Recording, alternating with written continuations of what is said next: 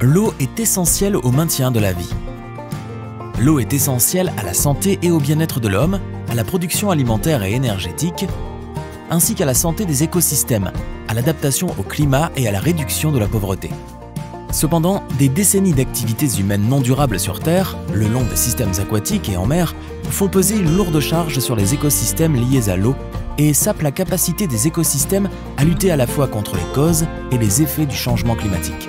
Cela entrave la réalisation du droit de l'homme à l'eau potable et à l'assainissement, ainsi qu'à un environnement sain. Si nous comprenons les relations complexes entre les différents écosystèmes, nous pouvons adopter une approche pragmatique et adaptative de la source à la mer pour traiter les liens dans le continuum de la source à la mer.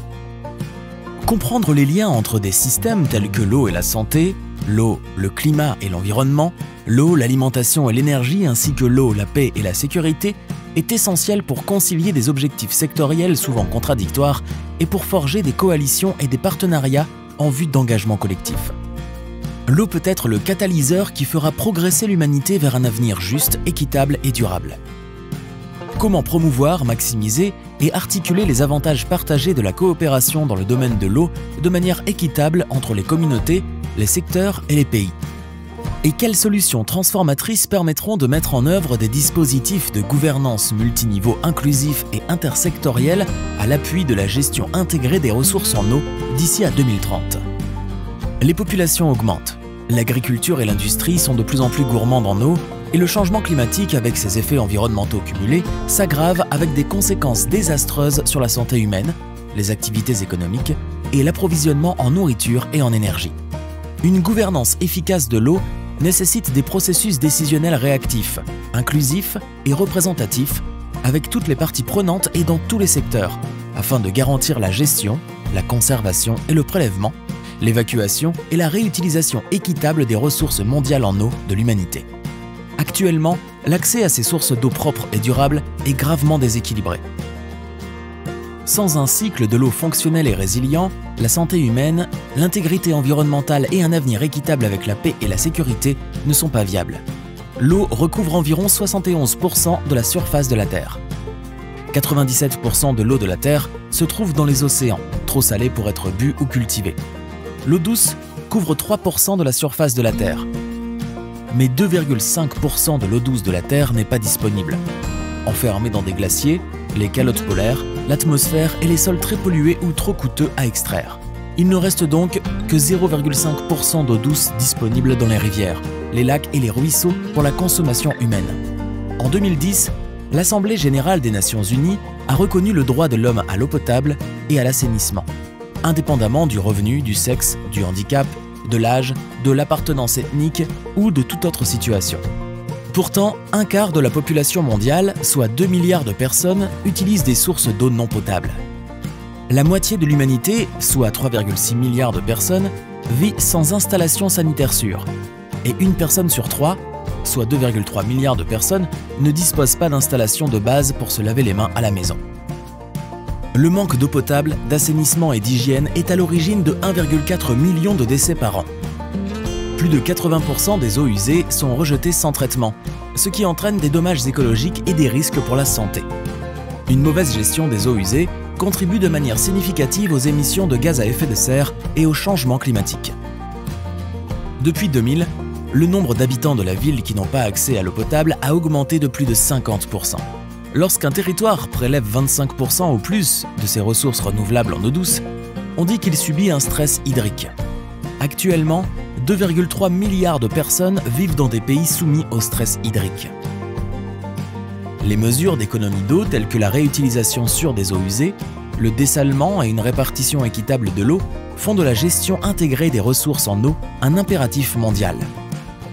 Une meilleure gestion de l'eau est nécessaire pour lutter contre la désertification et restaurer les terres et les sols dégradés.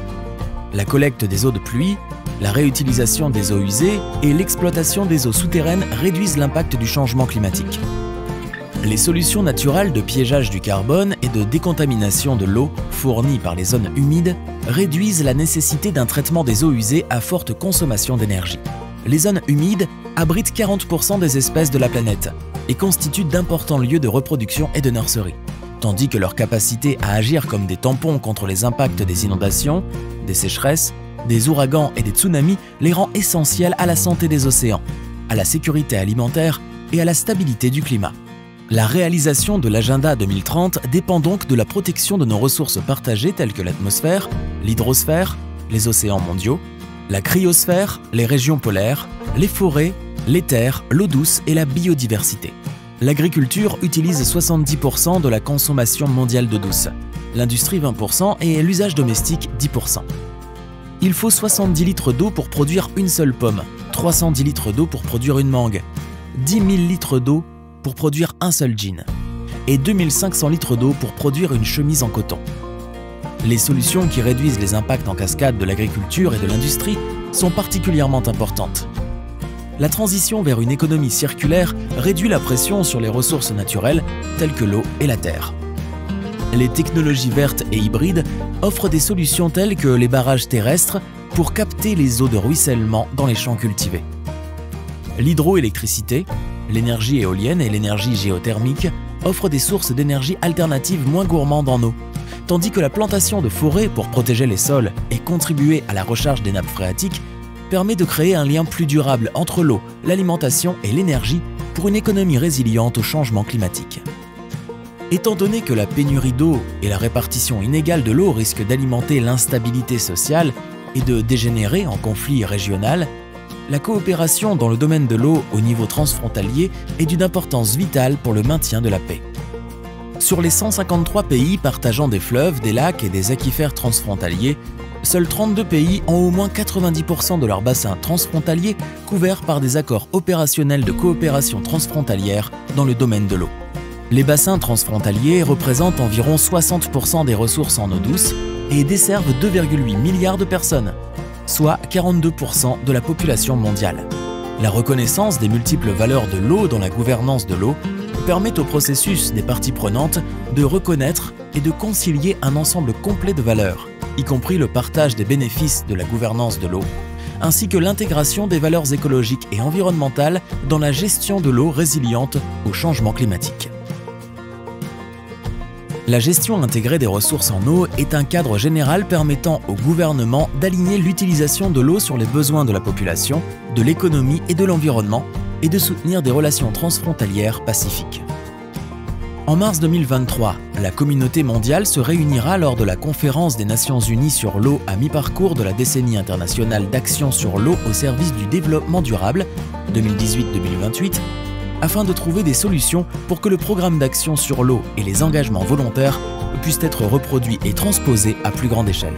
La création d'un environnement propice à l'innovation, à l'ajustement et au recalibrage continu à tous les niveaux, dans tous les secteurs et chez toutes les parties prenantes, sera le catalyseur d'un changement transformateur.